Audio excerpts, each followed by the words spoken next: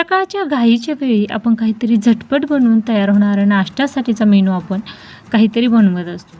अशा वेळी पोहे उपीट तर आपण वर्षभर खातो, परंतु अशा पद्धतीचे जर खमंग खुसखुशीत थालीपीठ तयार केले तर सर्वजण अगदी आवडीने खातील। हे खमंग खुसखुशीत थालीपीठ जेवढी चवीला छान आहे तेवढीच पौष्टिक देखील आहे। त्याचबरोबर हे थालीपीठ तयार करण्यासाठी वेळ देखील खूप कमी लागतो आणि लहानांपासून मोठ्यांपर्यंत अशा पद्धतीचे चमचमीत थालीपीठ पाहताच क्षणी उचलतील इतके छान असे हे थालीपीठ बनवून तयार होतात। अगदी छान अशी रेसिपी आहे, झटपट बनवून तयार होणारी रेसिपी आहे। त्यामुळे या उन्हाळ्यामध्येच काय तर वर्षभर केव्हाही अशा पद्धतीचे थालीपीठ एकदा नक्कीच बनवून तयार करा। नमस्कार, मी कविता, कविताच किचनमध्ये तुम्हा सर्वांचं खूप खूप मनापासून स्वागत करते। आज आपण ज्वारीच्या पिठाचे थालीपीठ कसे तयार करायचे ते पाहणार आहोत। या ठिकाणी मी ज्वारीचं पीठ 2 वाटी, अर्धी वाटी गव्हाचं पीठ आणि पाव वाटी बेसन पीठ घेतलेलं आहे। त्यानंतर त्यासाठी मसाला काढण्यासाठी या ठिकाणी आपण हिरव्या मिरच्या घेतलेल्या आहे, अद्रक घेतलेला आहे, त्यानंतर लसूण घेतलेला आहे, त्याचबरोबर जिरं घेतलेलं आहे 1.5 चमचा, त्यानंतर 1 चमचा ओवा घेतलेला आहे, त्यानंतर आपण कोथिंबीर घेतलेली आहे। सर्व जिन्नस पाणी न टाकता छान अशा आपण वाटून घेतलेले आहे। अशा पद्धतीचं वाटण करून जेव्हा तुम्ही थालीपीठ करता तेव्हा ते थालीपीठ चवीला खूप छान असे लागतात।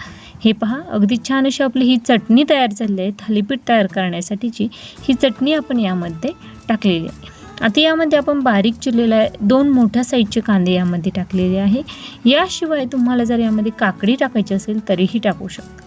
आता यामध्ये आपण चवीनुसार मीठ टाकलेलं आहे, त्यानंतर हळद देखील यामध्ये आपण टाकणार आहोत। आता यामध्ये आपल्याला पाणी टाकताना अगदी आवश्यकतेनुसार पाणी वापरायचं। एकाच वेळेस पाण्याचा वापर करू नका, तर थोडं थोडं करून पाण्याचा वापर तुम्ही या ठिकाणी करा। आता या ठिकाणी मी ज्वारीचं पीठ आपलं रोजचं जे भाकरी करण्यासाठीचं पीठ आहे तेच घेतलेलं आहे। त्यानंतर यामध्ये बारीक चिरलेली कोथिंबीर यामध्ये आपण टाकलेली आहे, जेणेकरून हे थालीपीठ चवीला आणखीनच छान लागतात। त्याचबरोबर आपण यामध्ये हळद देखील टाकणार आहोत। त्याचबरोबर ज्वारीचा जो हुरडा असतो ना, तो देखील हुरडा दळून आणून तुम्ही त्याचे देखील अशा पद्धतीचे थालीपीठ तयार करू शकता। तो हुरडा दळून आणताना तुम्ही त्यामध्ये थोडेसे गहू आणि थोडीशी हरभरा डाळ टाकली तर त्याचे देखील थालीपीठ अशाच पद्धतीने तयार करायचे। म्हणजे ज्वारीच्या पिठाचे ज्या पद्धतीचे थालीपीठ तयार होतात त्याच पद्धतीचे ते ज्वारीच्या हुरड्याचे देखील थालीपीठ तयार होतात। सेम पद्धत आहे आणि चवीला देखील दोन्हीही सारखेच जवळजवळ लागतात। आता आपण हे पीठ अगदी थोड्या पाण्याचा वापर करून छान असं हे पीठ मळून घेणार आहोत। आता ग्रामीण भागामध्ये हुरडा भेटतो, परंतु शहरी भागामध्ये हुरडा भेटत नाही। त्यामुळे मी हे ज्वारीच्या पिठाचे थालीपीठ कसे तयार करायचे हे तुम्हाला दाखवत आहे। आता पीठ छान असं आपलं मळून झालेलं आहे। आता हे थालीपीठ कसे तयार करायचे ते सांगते। तवा गरम करण्यासाठी ठेवलेला आहे। एक सुती रुमाल घ्यायचा, पोलपाटवर छान असा आपण तो ओला करून टाकलेला आहे। त्यानंतर त्यावर पुन्हा एकदा पाणी टाकायचं। त्यानंतर आपण छान असे पांढरे तीळ यावर टाकणार आहोत। गार्निशिंगसाठी हे पांढरे तीळ टाका। तुम्ही हवं तर कणिक मळून घेताना देखील हे पांढरे तीळ यूज करू शकता, परंतु मी अशा पद्धतीने थालीपीठ थापताना हे पांढरे तीळ वापरत आहे। त्याचबरोबर पाण्याचा ओला हात करून आपल्याला छान असं हे थालीपीठ पातळ असं थापून घ्यायचं। जेवढं हे थालीपीठ तुम्ही पातळ थापून घेशाल तेवढे हे थालीपीठ चवीला छान लागतात। त्यामुळे थालीपीठ करताना थोडीशी जाड वगैरे करू नका, तर अगदी पातळ असे करा।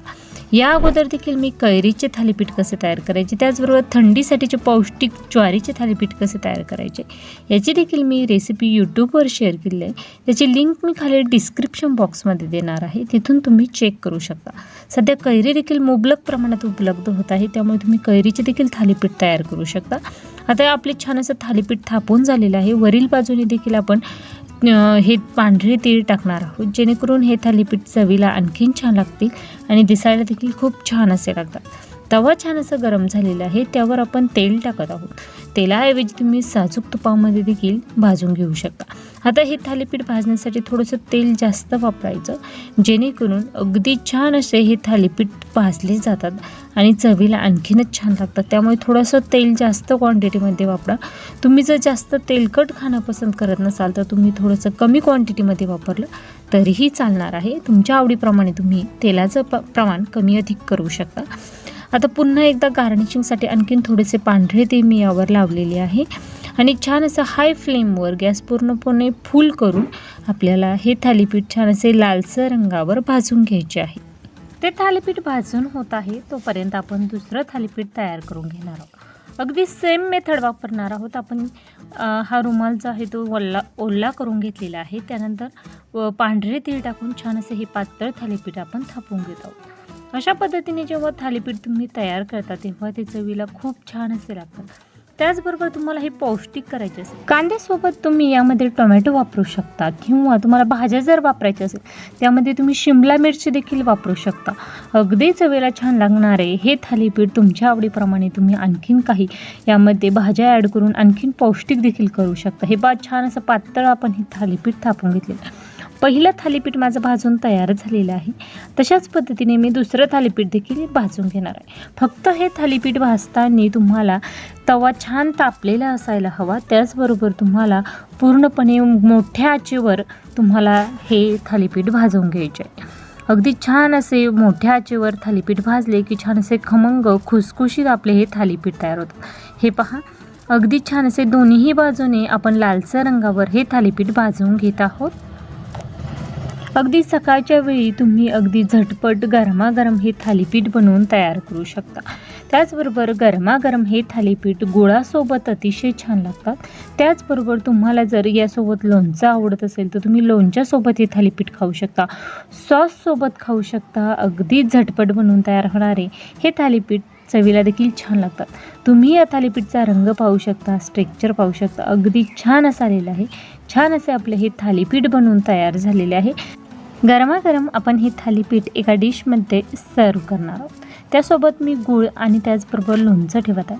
रेसिपी करून पहा, कशी झाली ते मला कमेंट बॉक्समध्ये नक्कीच कळवा. त्याचबरोबर तुम्हाला आणखीन कोणकोणते थालीपीठ पाहायला आवडतील हे देखील तुम्ही मला कमेंट बॉक्समध्ये नक्कीच कळवा. त्याचबरोबर रेसिपी आवडल्यास तुमच्या मित्रमैत्रिणी नातेवाईकांना देखील जास्तीत जास्त शेअर करा. चॅनलवर नवीन असाल तर या रेसिपीच्या व्हिडिओच्या खाली जे चॅनलचं नाव आहे कविताच किचन, त्याच्यासमोर जे सबस्क्राईब नाव आहे त्या सबस्क्राईबच्या नावावर प्रेस करून त्यासोबत समोर जे घंटीचं बटन आहे त्यावर क्लिक करून ऑलवर क्लिक करा. ज्यामुळे तुम्हाला आठवड्यातून 5ही दिवस मी ज्या नवनवीन रेसिपीज यूट्यूबवर अपलोड करत असते त्यांची नोटिफिकेशन हे तुमच्या मोबाईलवर येईल आणि तुमच्या मोबाईलची ही घंटी वाजेल. रेसिपी कशी वाटली हे मला कमेंट बॉक्समध्ये नक्कीच कळवा. त्यासोबतच तुम्ही कोणत्या भागातून आहात हे देखील मला कमेंट बॉक्समध्ये नक्कीच कळवा. वेळात वेळ काढून माझी रेसिपी शेवटपर्यंत पाहिल्याबद्दल धन्यवाद. पुन्हा भेटूया अशाच नवीन एखाद्या छानशा रेसिपीसोबत. तोपर्यंत धन्यवाद.